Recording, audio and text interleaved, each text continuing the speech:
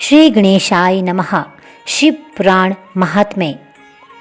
शौनक जी के साधन विषयक प्रश्न करने पर सूत जी ने उन्हें शिव पुराण की उत्कृष्ट महिमा सुनाई। आज हम उसी का वर्णन इस कार्यक्रम में करेंगे। श्री शौनक जी ने पूछा, महाज्ञानी सूत जी, आप संपूर्ण सिद्धांतों के ज्ञाता हैं। प्रभु, मुझसे पुराणों की कथाओं के सार तत्व का विशेष रूप से वर्णन कीजिए। ज्ञान और वैराग्य सहित भक्ति से प्राप्त होने वाले विवेक की वृद्धि कैसे होती है तथा साधु पुरुष किस प्रकार अपने काम, क्रोध आदि मानसिक विकारों का निवारण करते हैं। इस घोर कलिका काल में जीव प्राय आसुर स्वभाव की हो गए हैं। उस जीव समुदाय को शुद्ध बनाने के लिए सर्वश्रेष्ठ उपाय क्या है? आप इस समय मुझे ऐसा कोई शाश्वत साधन बताइए जो कल्याणकारी वस्तु में भी सबसे उत्कृष्ट एवं परम मंगलकारी हो तथा पवित्र करने वाला उपायों में भी सर्वोत्तम पवित्र कारक उपाय हो। तात वह साधन ऐसा हो जिसके अनुष्ठान से शीघ्र ही अंतकरण की विशेष शुद्धि हो जाए तथा उससे निर्मल चित्त वाले पुरुष को सदा के लिए शिव की प्राप्ति हो जाए। श्री सूत जी ने कहा, मुनि श्रेष्ठ शौनक, तुम धन्य हो क्योंकि तुम्हारे हृदय में पुराण कथा सुनने का विशेष प्रेम एवं लालसा है।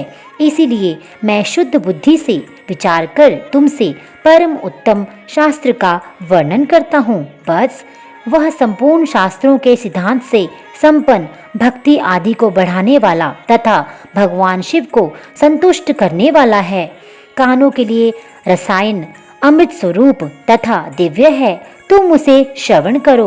मुने, वह परम उत्तम शास्त्र है शिव पुराण, जिसका पूर्व काल में भगवान शिव ने ही प्रवचन किया था। ये काल रूपी सर्प से प्राप्त होने वाले महान त्रास का विनाश करने वाला उत्तम साधन है।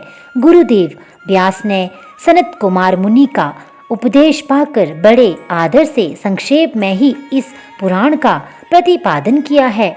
इस पुराण के प्रणय का उद्देश्य है कलयुग में उत्पन्न होने वाले मनुष्यों के परम हित का साधन।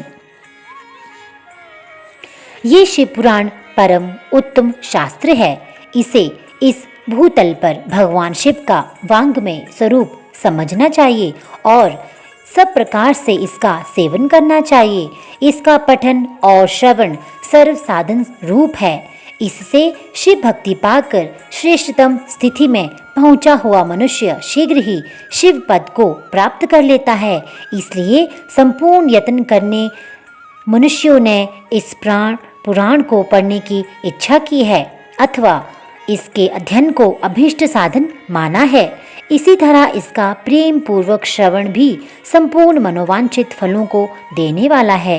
भगवान शिव के इस पुराण को सुनने से मनुष्य सब पापों से मुक्त हो जाता है तथा इस जीवन में बड़े बड़े उत्कृष्ट भोगों का उपभोग करके अंत में शिवलोक को प्राप्त कर लेता है। ये शिव पुराण नामक ग्रंथ 24,000 श्लोकों से युक्त है। इसकी 7 संहिताएं हैं। मनुष्य को चाहिए कि वह भक्ति, ज्ञान और वैराग्य से उत्पन्न हो बड़े आदर से इसका श्रवण करे। 7 संहिताओं से युक्त ये दिव्य शिव पुराण पर ब्रह्मा परमात्मा के समान विराजमान है और सबसे उत्कृष्ट गति प्रदान करने वाला है। जो निरंतर अनुसंधान पूर्वक इस शिव पुराण को वांचता है अथवा नित्य प्रेम पूर्वक इसका पाठ मात्र करता है, वह पुण्यात्मा है, इसमें संशय नहीं है। जो उत्तम बुद्धि वाला पुरुष अनंत काल में भक्ति पूर्वक इस पुराण को सुनता है, उस पर अत्यंत प्रसन्न हुए भगवान महेश्वर उसे अपना पद प्रदान करते हैं। जो प्रतिदिन आदर पूर्वक इस शिव पुराण का पूजन करता है, वह इस संसार में संपूर्ण भोगों को भोग कर अंत में भगवान शिव के पद को प्राप्त कर लेता है। जो प्रतिदिन आलस्य रहित हो रेशमी वस्त्र आदि के वेष्टन से इस पुराण का सत्कार करता है, वह सदा सुखी रहता है। ये शिव पुराण निर्मल तथा भगवान शिव का सर्वस्व है। जो इहलोक और परलोक में भी सुख चाहता हो, उसे आदर के साथ प्रयत्न पूर्वक इसका सेवन करना चाहिए। ये निर्मल एवं उत्तम शिव पुराण धर्म, अर्थ, काम और मोक्ष रूप चारों पुरुषार्थों को देने वाला है। अतः सदा प्रेम पूर्वक इसका श्रवण एवं विशेष पाठ करना चाहिए। इति शिव पुराण महात्म्य। दोस्तों, अगर आप इस क्रम में आगे बढ़ना चाहते हैं, शिव पुराण से संबंधित आगे भी अध्ययनों को श्रवण करना चाहते हैं, तो इस चैनल के साथ जुड़े रहिए ताकि हम आपके लिए नए नए अध्याय और नई नई कथाएं लेकर आएं। धन्यवाद।